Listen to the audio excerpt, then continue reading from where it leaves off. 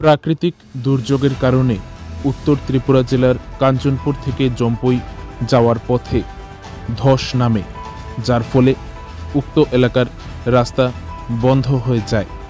16ই August শুক্রবার দুপুর আনুমানিক 3টে নাগাদ উত্তর ত্রিপুরা জেলার কাঞ্চনপুর মহকুমার অন্তর্গত কাঞ্চনপুর থেকে জম্পুই যাওয়ার পথে প্রাকৃতিক দুর্যোগের কারণে ওই রাস্তায় ধস নামে।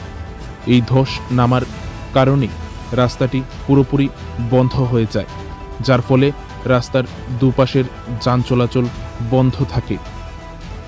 পরবর্তীতে জানা যায় national highways and infrastructure development corporation লিমিটেডের কর্মকর্তারা এই রাস্তা দ্রুত পুনরায় চালু করার জন্য কাজে নামে এবং রাস্তা থেকে মাটি সরিয়ে রাস্তা পুনরায় চালু করার জন্য তারা কাজ শুরু করে।